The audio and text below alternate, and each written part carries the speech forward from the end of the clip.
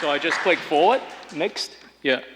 So hi everyone, I'll try to do something different today. Rather than proposing solutions and typology about urban design, what I'll try to do here is to sort of present what occurs within the actual design process itself.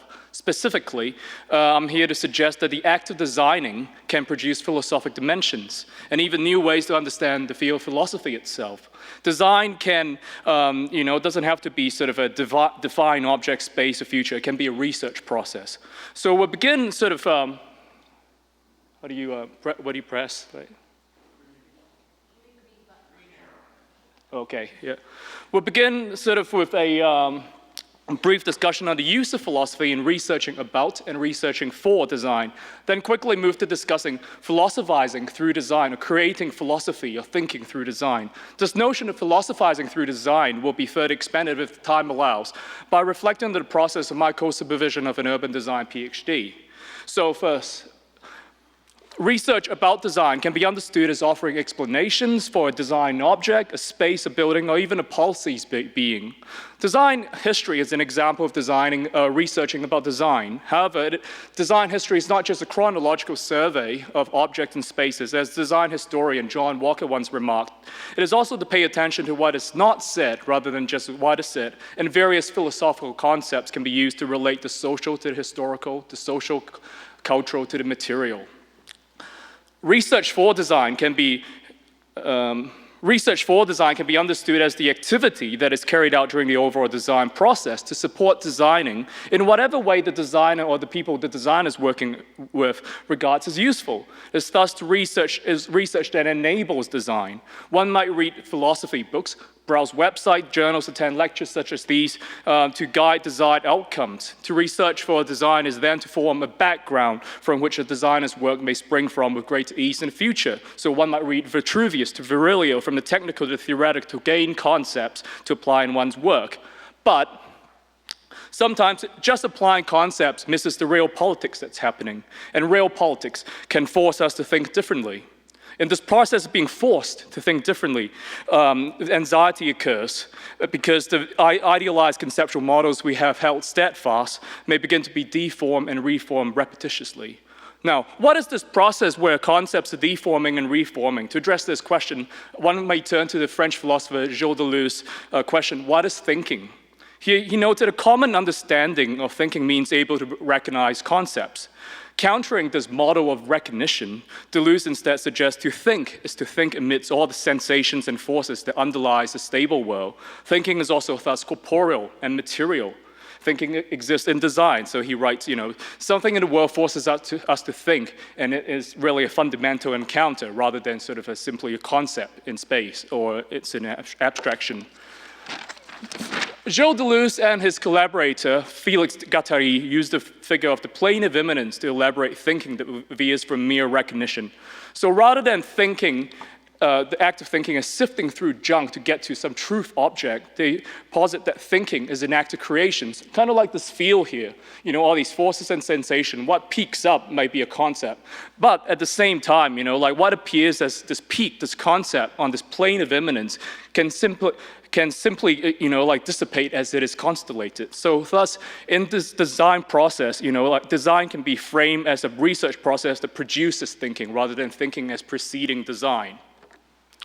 So how does it relate to sort of the act of urban design? In urban designing, thought is composed of the auditory forces of the city, the material forces of the city, the corporeal forces of the people we are engaging on the streets at public design charrettes, the speed and slowness of developments, the graphic forces of drawings and photographs, etc., etc. One may ask, how can the corporeal forces emitting from a neighborhood representative relate to the materiality of construction sites? And what kind of theories and concepts must be created or invented to capture some of the intersection of these forces that escape the conventional political spectrum of left and right? Now, an iterative process of writing, reading, drawing, writing on drawings, drawing out readings and writings, etc. ensues. And in this process, even familiar concepts are becoming something else. So, philosophizing is the process of articulating these shifting relationships of all the parts, and philosophizing never let go of anxiety. So concepts are really sort of monsters that are born out of their transformation and fragments. I'll move on to sort of a case, if you may. This discussion of philosophy through design, philosophizing through design, will be further elaborated through a reflection on a process, my co-supervision of a practice-based PhD with Chinese urban designer Jason Ho at the Royal Melbourne Institute of Technology in Melbourne. The focus will be on how encountering the textual, spatial, material, social, cultural, and political forces through the research process itself led to another way of doing and thinking urban design. Now, Jason's thesis started as a critique of China's gated university campuses. His initial intention was to apply the concept or the typology of the city campus, such as the University of Toronto, Imperial College in London, to Jimei University, as you can see in this map, in Sunqiu Village in Xiamen Province, where Jason's originally from, to progress, to express the notion of open to all. The gated campus must make way for the city campus. Jimei itself would be rebuilt into the town. And however, like sort of re-examining our initial assumptions, began to ask if there was Eurocentricity at play, if the desire was to privilege Western presidents such as the Imperial College type campus. At the same time, we're also very much aware that a gated campus boundary walls express a certain ideology of separating the communists from the scholars, and by extension, an exercise of the Chinese state's regulation of the movement of bodies and the movement of ideas. As well as we're also aware that, like a lot of middle-class Chinese people, the Chinese students themselves through interview reviewed that there's a desire for sort of a cloistered kind of school campus where reflecting almost on sort of like the Confucius schooling system where they can go and meditate and study and stuff like that. At this point of all these sort of contemplations and questions, the thesis itself shifted gear and began to investigate how boundary walls in university towns are being engaged by the people who encounter them daily, rather than just making proclamations about the good and bad of boundary walls and it must be torn down and must be kept. In his early sort of re-investigation process, Jason found his own grandma very much like the boundary wall. That's a picture of his grandma in the gated compound that his grandmother and him lived in. Because she actually kind of found joy like sitting on that little stool there, watching life go by and chatting with the people walking by and exchanging news about town and stuff like that. And after interviewing his grandma, he began to sort of moved out a bit and interview students and people who lived and worked around Jimei University's boundary walls. One of these people that he interviewed was a guy called Van de Dee, which he followed around for days and sort of did a series of mapping that I will be happy to share outside of this talk. Van de Dee sells hot food to the students. His restaurant is a rather disused cowshed. You can see sort of the A3, it's that is sort of physically attached to the boundary wall, that is the university boundary wall. And the menu itself is sort of mounted on top of the boundary wall so that the students can actually read it. So what's interesting here is spatially, the boundary wall becomes part of Van de Dee's shop design. And Van de Dee uses a variety of tools, a rope, a tin can, and a long pole to deliver food over the wall to the students. He also pays some students to help him deliver food to places much deeper inside the campus, to the professors, the staff, and even some of the security guards who are supposed to keep him out. Sometimes the security guards themselves actually let Van de Dee onto campus to sell his food, contravening this university's somewhat strict dietary clock. In China, I think the university have strict dining times and cafeteria closes. At dark, hungover students sneaking back to campus may stop by the cowshed for a bite. And to this end, Van de Dee starts becoming an uncle figure for some of the students and even the younger security guards. And in some micro-scale kind of way, Van de Dee's engagement with the boundary walls and others whose lives revolve around it express a kind of subversive exchange that engenders another kind of publicness, a public space, publicness that differs from the canonic version of public space typically framed by the agora.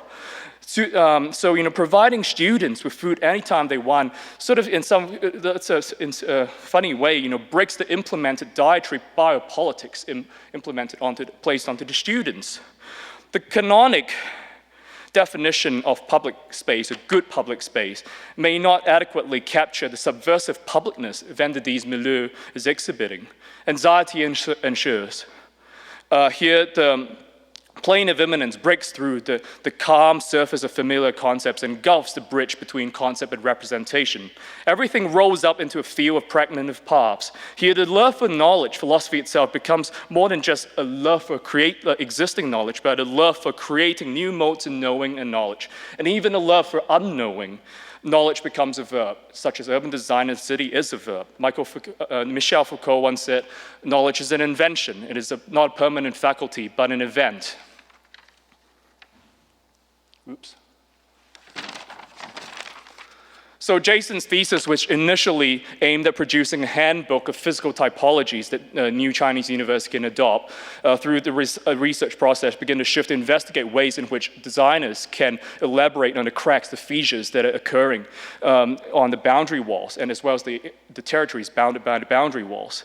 At the same time, it is not about romanticizing the informality. It's an observation of spatial relations emerging that may force us to find new ways to articulate, what is the public, what is openness, what is community. It is not a sort of a dichotomy between whether you have to choose between the walled-in campus or the wall-less campus.